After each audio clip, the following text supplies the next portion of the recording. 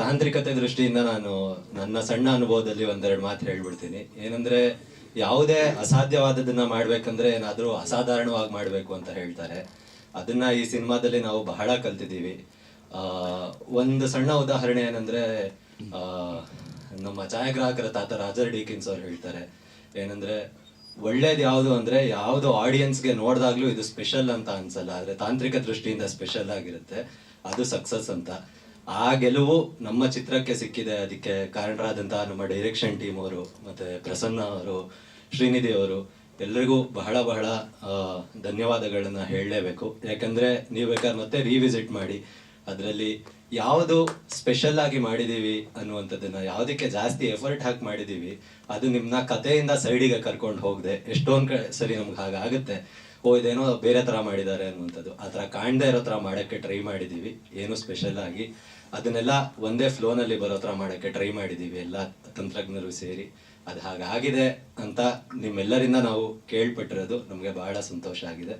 ಈ ವೇದಿಕೆ ಸಿಕ್ಕಿರೋದಕ್ಕೆ ನಮ್ಮ ಸಂಘಟಕರಿಗೆ ನಾನು ಬಹಳ ಧನ್ಯವಾದ ಹೇಳಕ್ಕೆ ಇಷ್ಟಪಡ್ತೀನಿ. ಮೊದಲನೇದಾಗಿ ನಮ್ಮ ಫೋಕಸ್ ಪಿಲ್ಲರ್ ಅಂತಾನೆ ಹೇಳ್ತಾ ಇದ್ವಿ, ಸಂದೇಶಣ ಅಂತ ಅವರು, ನಂತರ ನಮ್ಮ ಡ್ರೋನ್ ಆಪರೇಟರ್ ಶ್ರೀಕಾಂತ್ ಅಣ್ಣ ಅವರು, ಮತ್ತೆ ನಮ್ಮ ಲೈಟಿಂಗ್ ಹೆಡ್ ಆದಂಥ ಉಲ್ಲಾಸ್ ಅವರು, ಮತ್ತೆ ನಮ್ಮ ಸಿನಿಮಾದಲ್ಲಿ ಸ್ವಲ್ಪ ಲೈಟ್ ಡಿಸೈನ್ ಮಾಡ್ಕೊಂಡಂತ ಮಧು ಅವರು, ಎಲ್ರಿಗೂ ಕೂಡ ಈ ವೇದಿಕೆಯ ಮುಖಾಂತರ ನಾನು ಆಭಾರಿಯಾಗಿದ್ದೇನೆ ಅಂತ ಹೇಳಕ್ಕೆ ಇಷ್ಟಪಡ್ತೀನಿ.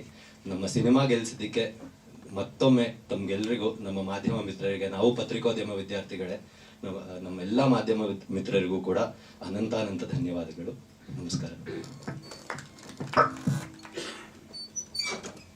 ನಮಸ್ಕಾರ ಎಲ್ರಿಗೂ. ನಾನು ಇದಕ್ಕಿಂತ ಮೊದಲನೇ ಪ್ರೆಸ್ ಮೀಟ್ ಮಾಡಿದಾಗ ಒಂದು ಮಾತು ಹೇಳಿದ್ದೆ. ನಾನು ಸಿನಿಮಾ ನೋಡಿದ್ದೆ, ಇಷ್ಟ ಆಗಿದೆ ಅಂತ. ಆವಾಗ ದೀಕ್ಷಿತ್ ಅವರು ಹೇಳಿದರು, ಇಷ್ಟ ಆಗಿರಲಿಲ್ಲ ಅಂದರೆ ಬರ್ತಿರ್ಲಿಲ್ಲ ಇವರು ಅಂತ. ಅದು ಮಾತು ನಿಜ. ಇಲ್ಲಾಂದ್ರೆ ಇಲ್ಲಿ ತನಕ ನಾವು ಮತ್ತೆ ವಾಪಸ್ ಬಂದಿದ್ದೀವಿ ಸರ್. ಮತ್ತೆ ಎಲ್ಲರೂ ಇದ್ದಾರೆ, ಯಾಕೆಂದ್ರೆ ಜೊತೆ. ಹಾಗಾಗಿ ಅವತ್ತು ನೋಡಿದವಾಗಲೇ ಅನಿಸಿತ್ತು ನನಗೆ, ಇದೇನೋ ಬೇರೆ ನಮ್ನಿ ಇದೆ ಅಂತ. ನಾನೇನು ದೊಡ್ಡ ಆ್ಯಕ್ಟ್ರು ಅಥವಾ ಏನೋ ತುಂಬ ಏನೋ ಹಂಗೆ ಹೇಳಿದ್ದೀನಿ, ಭವಿಷ್ಯ ಏನೋ ಹೇಳಲಿಲ್ಲ. ನಾನು ನೋಡಿದವಾಗ ಅನಿಸ್ತು ನನಗೆ, ನಾನು ಮಾಡಿರೋದು ಪುಟ್ಟ ಪಾತ್ರ. ಆದ್ರೆ ಆ ಪಿಕ್ಚರ್ ನೋಡಿದಾಗ, ಇಡೀ ಪಿಕ್ಚರ್ ನೋಡಿದಾಗ ನನಗನ್ಸಿತ್ತು, ಇದು ಏನೋ ಬೇರೆ ನಮ್ನಿ ಹೇಳ್ಕೊಟ್ಟಿದ್ದ ನೀವು ಅಂತ. ಆಮೇಲೆ ತುಂಬ ಮಾತಾಡಿದ್ದೀವಿ, ನಾನು, ಶ್ರೀನಿಧಿ ಬೆಂಗಳೂರು, ಜೀವನ್, ಭರತ್, ಇಡೀ ಟೀಮ್ ಅವ್ರ ಜೊತೆಗೆ ತುಂಬ ಮಾತಾಡಿದೆ. ಅದಾದಮೇಲೆ ಫಸ್ಟ್ ಶೋ ನಾನು ನೋಡಿದ್ದು ವೀರೇಶಲ್ಲಿ. ನನಗೆ ಆವಾಗ ಅದೇ ಎಕ್ಸೈಟ್ಮೆಂಟ್ ಇತ್ತು. ಎಲ್ಲರೂ ಇವರೆಲ್ಲ ಪಾಪ ನೋಡಲಿಲ್ಲ, ನಾನು ನೋಡಿದೆ ಸಿನಿಮಾ, ಸೂಪರ್ ಆಗಿದೆಯಲ್ಲ. ಆಮೇಲೆ ಜನರ ರಿಯಾಕ್ಷನ್ನು ಎಲ್ಲ ಬಂತು. ಆಗಾಗ ಥಿಯೇಟ್ರ್ ವಿಸಿಟ್ ಹೋದವಾಗಲೂ ಅಂದ್ಕೊಂಡೆ, ಇಲ್ಲ ಇದು ಚೆನ್ನಾಗಿದೆ ಇದು ಅಂತ. ಆಮೇಲೆ ಈಗ ಜನ ಕಥೆನ ನೋಡ್ತಾರೆ ಅನ್ನೋದು ಯಾವಾಗಲಿಂದನೂ ಹೇಳ್ತಾ ಬಂದಿದ್ದಾರೆ. ಇದಕ್ಕೆ ಏನೂ ಸಪೋರ್ಟ್ ಇಲ್ಲದೇನೆ ಈ ಥರದ್ದು ಬರೋದಕ್ಕೆ ಕಾರಣ ಬಹುಶಃ ಈ ಕಥೆ ಮತ್ತು ನಿರ್ದೇಶನ ಮತ್ತು ಇಡೀ ತಂಡ ಅಂತ ನನ್ನ ಅನಿಸಿಕೆ. ಹಾಗಾಗಿ ಇಲ್ಲಿ ತನಕ 25ರ ತನಕ ಬಂದಿದ್ದೀವಿ. ಈ ದೀಕ್ಷಿತ್ ಅವ್ರು ಹೇಳ್ದಂಗೆ ಇದು 25 ಅಲ್ಲ, ಇನ್ನೂ ಓಡ್ತಾ ಇದೆ. ಆದರೆ ಅದಕ್ಕೊಂದು ಪ್ರೆಸ್ ಮೀಟ್ ಅಂತ ಒಂದು ಮಾಡಬೇಕಲ್ಲ, ಇನ್ನೊಂದು ಚೂರು ಅದಕ್ಕೊಂದು ಪುಷ್ಟಿ ಕೊಡಬೇಕಲ್ಲ ಅಂತ ಸೇರಿದ್ದೀವಿ.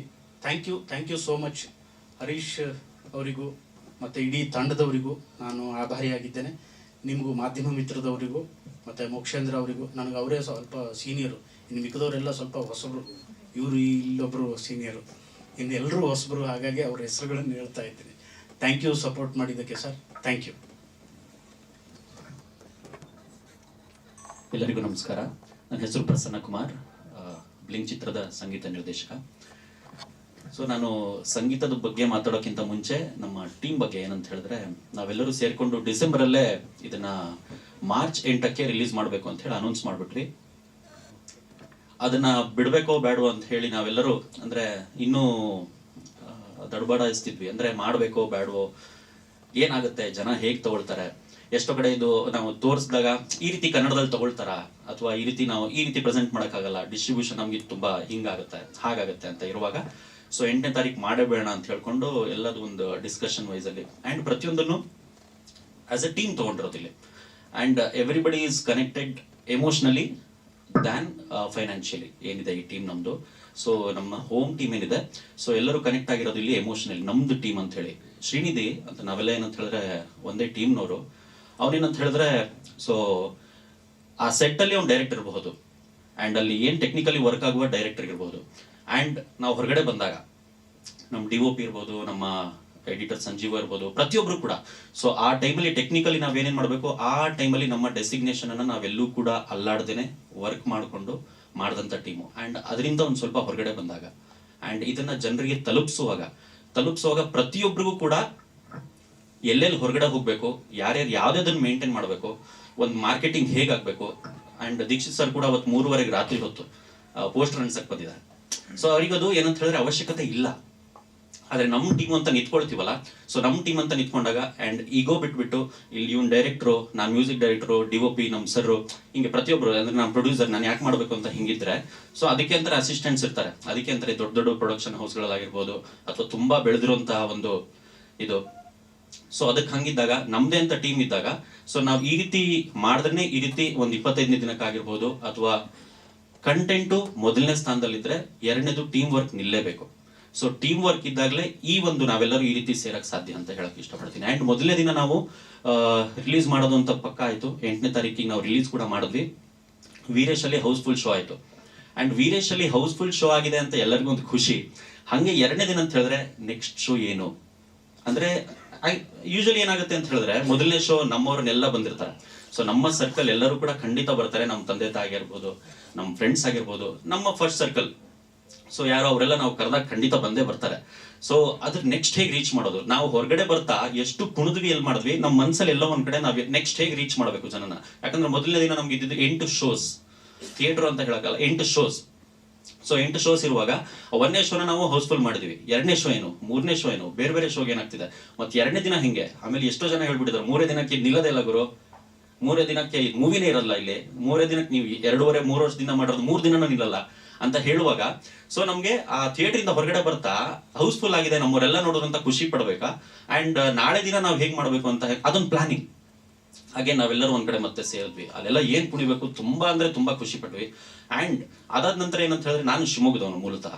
ಸೊ ಶಿವಮೊಗ್ಗದಲ್ಲೂ ಅಂದ್ರೆ ಅವ್ರವ್ರ ಊರನ್ನ ನಾವು ಹೇಗೆ ಡಿವೈಡ್ ಮಾಡ್ಕೊಂಡಿದ್ವಿ ಅಂದ್ರೆ, ಗುಲ್ಬರ್ಗ ರವಿಚಂದ್ರ ಅವ್ರದ್ದು, ಅಂಡ್ ಬೇರೆ ಬೇರೆ ಪ್ರತಿಯೊಬ್ರು ಮಂಡ್ಯ, ಮದ್ದೂರು, ಎಲ್ಲೆಲ್ಲ ಶೋಗಳೆಲ್ಲ ಇತ್ತು. ಸೊ ಅವರವರ ಆ ಪ್ರದೇಶಗಳನ್ನ ಅವ್ರು ನೋಡ್ಕೊಳ್ಬೇಕು, ಮ್ಯಾನೇಜ್ ಮಾಡಬೇಕು ಅಂತ ನಮ್ಮಲ್ಲಿ ನಾವು ಮಾತಾಡ್ಕೊಂಡಿದ್ವಿ. ಅಂದ್ರೆ ಯಾರು ಇಲ್ಲಿ ಎಕ್ಸ್ಟ್ರಾ ಅಲ್ಲಿ ಇನ್ನೊಬ್ರಿಗೆ ಕೊಟ್ಬಿಟ್ಟು ಇನ್ನೊಂದು ಮಾಡ್ಬಿಟ್ಟು ಅದನ್ನ ಆ ಕೇರ್ ಅಂತ ಏನಿದೆ ನಮ್ಮ ಟೀಮಲ್ಲೇ ನಾವು ತಗೋಣ ಅಂತ ಹೇಳಿ. ಮೊದಲನೇ ದಿನ ಅಲ್ಲಿ 8-10 ಜನ ಆಗಿರೋದ್ರಿಂದ ಶಿವಮೊಗ್ಗದಲ್ಲಿ ಏನಾಗ್ಬಿಡ್ತು ಅಂತ ಹೇಳಿದ್ರೆ, 2ನೇ ದಿನಕ್ಕೆ ಶೋ ಕ್ಯಾನ್ಸಲ್ ಆಯ್ತು ಭಾರತ್ ಸಿನಿಮಾಸ್ ಅಲ್ಲಿ. ಸೊ ನಂತರದಲ್ಲಿ ಏನಾಯ್ತು, ನಾವು ಅಲ್ಲಿ ಹೋಗೋಣ ಅಂತ ಹೇಳ್ಬಿಟ್ಟು ನಾನು ಆಕ್ಚುಲಿ ಹೋದೆ.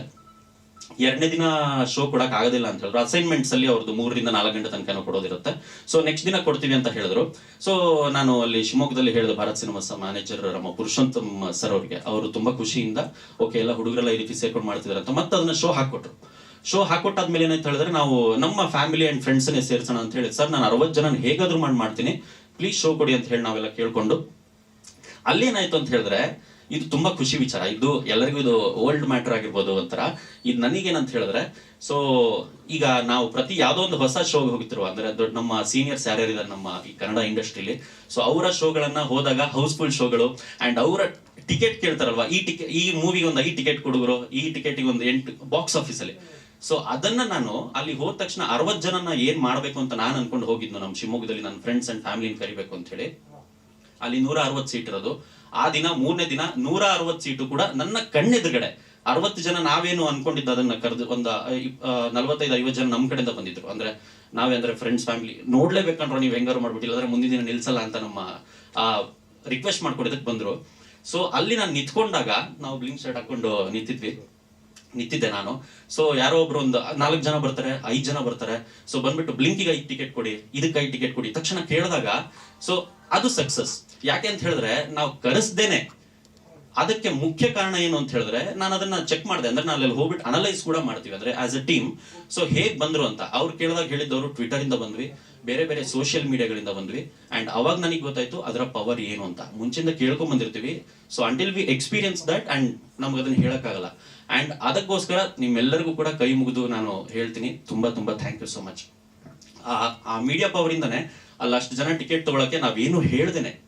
ಈಗ ಇದೊಂದು ವಾಡಿಕೆ ಇದೆ ಏನಂತ ಹೇಳಿದ್ರೆ, ನಾವು ಜನ ಮಾಡ್ಬೇಕು, ಜನನ್ ತಂದು ಕೂರ್ಸ್ಬೇಕು ಅಂತೆಲ್ಲ ಇದೆ.